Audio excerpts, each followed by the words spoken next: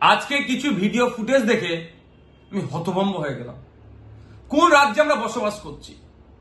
Police মন্ত্রী কি নির্দেশ দিচ্ছে পুলিশদেরকে?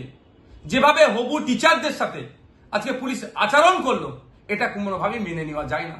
আমি তীব্র নিন্দা ধিক্কার জানাচ্ছি পুলিশ মন্ত্রীকে, যে আপনার পুলিশকে সংযত হতে বলুন। মানুষ এখনো পুলিশের পক্ষে যে সম্মান দিচ্ছে, হয়তো আগামী দিনে নাও দিতে পারে। আমরা চাই না পুলিশ কোনোভাবে অসম্মানিত হোক, কিন্তু যেভাবে আজকে 2022-এর টেট পাস পরীক্ষার্থীদের যারা ইন্টারভিউয়ের জন্য যারা আজকে পরিষদ ভবনের দিকে এগিয়ে যাচ্ছিলেন দাবি নিয়ে, যে ইন্টারভিউ করতে হবে, দ্রুত ইন্টারভিউ এবং মেধার ভিত্তিতে নিয়োগ করতে হবে, তাদের উপরে যেভাবে ঝাঁপিয়ে পড়লো, এটা মেনে নেওয়া যায় না। 2017-এর পরে 2022, 5 বছরের বেকারত্বের জ্বালা, তারপরে পরীক্ষা দেওয়ার সুযোগ পেয়েছে টেট। 2023, 24, 25 শেষ হতে চলেছে, এখনো পর্যন্ত ছেলেগুলোকে, হবু শিক্ষক শিক্ষিকাগুলোকে ইন্টারভিউর জন্য ডাকা হলো না।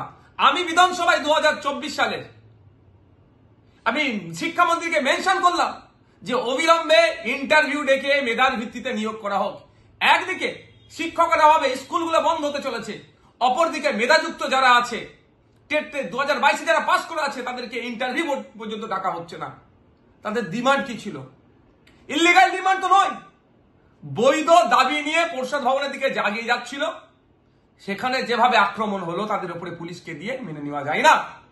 আসলে শিক্ষা দপ্তরের ব্যাপারটা নয়, রাজ্যের অর্থনৈতিক ভান্ডার শূন্য হয়েছে, খেলা মেলা করে হাজার হাজার কোটি টাকা উচ্ছন্নে দিয়েছে। এই শিক্ষকগুলোদের বেতন দেওয়ার কোনো জায়গা নাই, সেই অর্থনৈতিক পরিকাঠামো দুর্বল, এই জন্য এগুলোকে আটকে রেখেছে। এটা মেনে নেওয়া যায় না। আজকে যেভাবে পুলিশকে লেলিয়ে দিয়ে টেট 2022 পরীক্ষার্থীর উত্তীর্ণ পরীক্ষার্থীদের উপরে যে হামলা চালিয়েছে, এর জবাব বাংলার মানুষ দেবে, ওই শিক্ষিত পরিবারগুলো দেবে। বিভিন্ন রাজনৈতিক দলের কাছে অনুরোধ করব, রাজনীতি করার অনেক সময় আছে, এখন ঐক্যবদ্ধ হতে হবে। শিক্ষা ব্যবস্থার ধ্বংস করে দিচ্ছে, একটা প্রজন্ম শেষ হয়ে যাচ্ছে। মানুষের শিক্ষামুখী হবে না, উচ্চশিক্ষায় শিক্ষিত হবে না।